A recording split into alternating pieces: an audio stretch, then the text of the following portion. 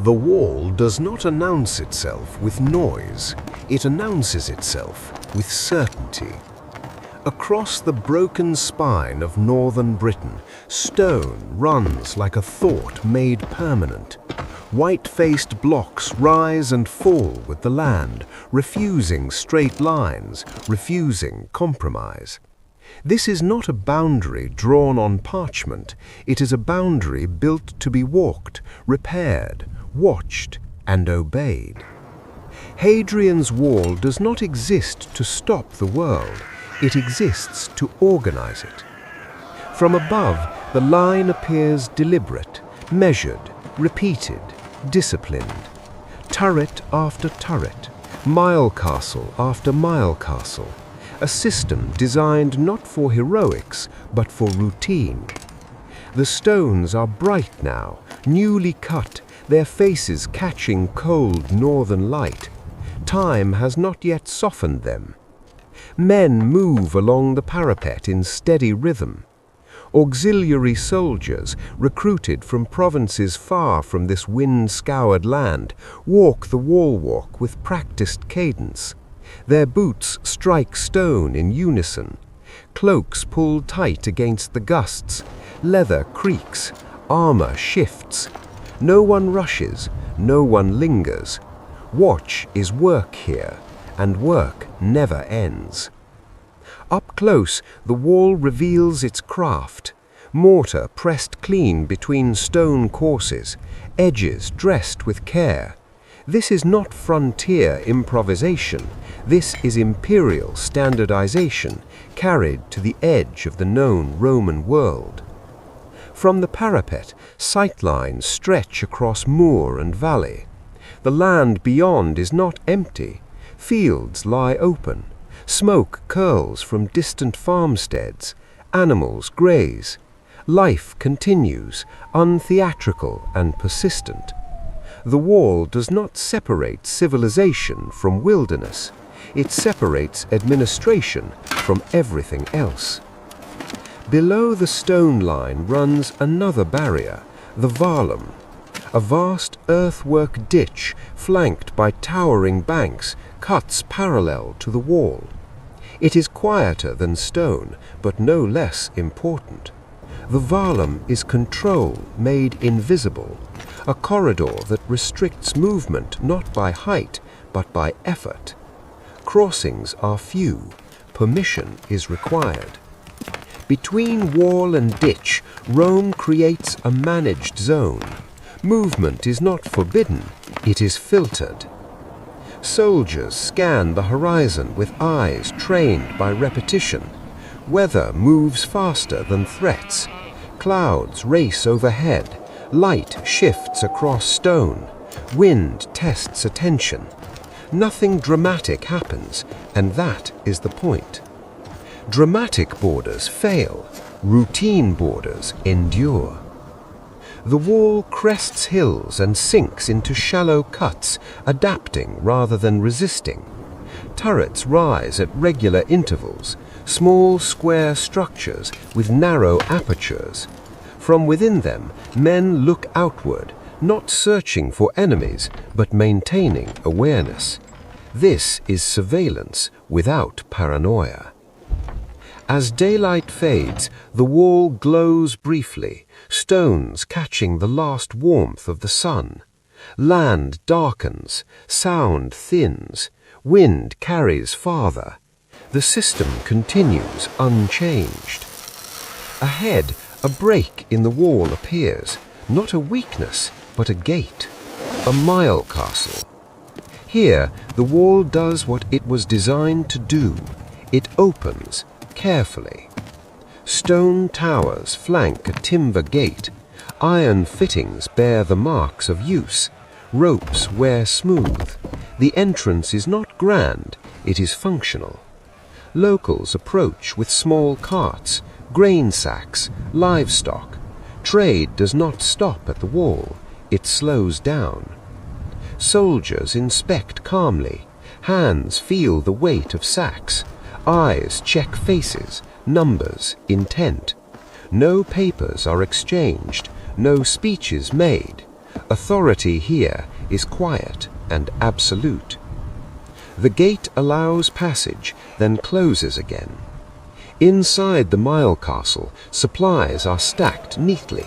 Spare timbers, grain, tools, everything accounted for by sight and memory. Signals pass along the wall, hand gestures, calls carried by wind. No devices, no shortcuts. As evening approaches, torches are lit, oil lamps flicker, shadows lengthen along the parapet. The gate closes with a heavy sound, wood meeting wood, chain answering chain. Beyond the wall, land settles into dusk. Within it, watch continues. The wall is not a moment in time, it is a process of patrols, inspections, maintenance, and repetition. It does not care who crosses, only how and when. It does not promise safety, it promises order. And beyond this gate, beyond these routines, the system grows into forts, settlements, roads, and lives shaped by proximity to stone. The frontier does not end here. It expands. Beyond the gate, the wall does not stand alone. It is only the spine of a much larger body. South of the stone line, forts anchor the system into the land. Vindolanda, Housesteads, Chesters, names that will survive long after the men who built them are gone. Each fort is a machine made of stone, timber, and routine. Inside the walls, life unfolds without spectacle. Barracks stretch in long, narrow rows. Bunks line the walls. Shields rest upright, identical in shape, marked only by wear. Men move through the corridors with the same discipline they bring to the wall. Boots scrape, leather shifts, conversation is sparse. Orders here do not need to be shouted. They have been repeated too many times.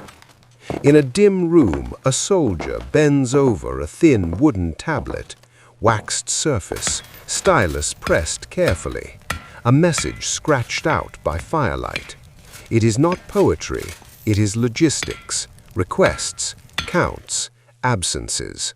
The frontier runs on words as much as stone. Nearby, metal rings against metal. In workshops, armor is repaired, helmets reshaped, blades honed. Nothing here is decorative. Every object has a function, and every function serves endurance. The empire does not depend on glory at its edges. It depends on maintenance. From above, a fort reveals its logic. The Principia at the center, barracks aligned with mathematical indifference, granaries raised on stone stilts, vents allowing air to flow beneath stored grain. Rats are denied entry by design, not hope. Even waste is planned, latrines aligned overflowing water, carrying refuse away without comment. Rome does not improvise hygiene, it engineers it. On the parade ground, auxiliaries drill. Men from different lands, different languages, different gods, moving as one. Commands echo. Feet strike in rhythm. Spears rise and fall. This is not preparation for a specific enemy. It is preparation for uncertainty. Nearby, cavalry stables breathe. Horses stamp and snort. Saddles are checked, tack repaired. At Chester's, mounted soldiers cross a stone bridge spanning the river, hooves ringing against Roman masonry. The road beneath them does not wander, it insists. Roads lead south toward supply depots like Corbridge. Here the wall feeds itself, barrels stacked, grain counted by sight, gear sorted and resorted. pack animals move steadily along metalled roads that do not dissolve into mud. Rome does not tolerate inefficiency, even at the edge. Outside the forts, civilian life grows in the shadow of stone. The vicus, half town, half necessity. Traders, craftsmen, soldiers off duty. Shops close as evening approaches. Fires are lit, meals prepared. Routine replaces vigilance briefly. In one corner of the frontier, a different ritual unfolds. Beneath the earth, torchlight flickers across carved stone. A mithraeum, small, enclosed, hidden. Soldiers gather in silence. The god Mithras slays the bull again, eternally. The ritual is not loud. It does not announce itself. Here, faith is not about salvation. It is about belonging. Above ground, the wall remains. North of it, life continues differently. Roundhouses dot the valleys. Fields follow the slope of the land. Livestock grazes without awareness of empire. Smoke rises from hearths as it always has. The wall does not erase these lives. It rearranges their relationship to power. Trade happens at the edges. Local men meet Roman soldiers near gates. Goods are exchanged, animals inspected, movement negotiated. There is no constant war here. There is proximity, friction, adjustment. The wall is not a lid. It is a membrane. Time moves forward. The empire experiments. Northward, a new frontier rises. The Antonine Wall. Turf instead of stone. Faster, cheaper, less permanent. For a moment, Rome advances. Then it retreats. Stone outlasts ambition. Hadrian's Wall resumes its role. Patrols continue. Numbers thin. Repairs become uneven. Stones weather. Mortar crumbles in places. The system persists, but it strains. By the 3rd century, the routines remain, but the confidence does not. Fewer men walk the wall. Turrets stand empty longer. Supplies arrive less predictably. The frontier still functions, but now through habit rather than momentum. Eventually, silence arrives. No dramatic collapse, no final battle, just absence. The wall walk empties. Gates stand open longer than they should. The vallum fills with grass. Locals quarry stressed stone, carrying it away piece by piece. Roman blocks become church walls, farm foundations, barn corners. The empire withdraws. The stone stays. Centuries pass. Grass creeps over edges. Sheep graze where soldiers once watched. The line remains readable even when broken, a thought etched into the land. Hadrian's Wall was never just a barrier. It was a system of choices. Who could move? How far? Under what conditions? It taught the landscape to behave differently. It taught people to adjust their lives around stone. And even now, when the soldiers are gone, the question remains, where does control end, and where does the world continue anyway? The wall does not answer. It only stands.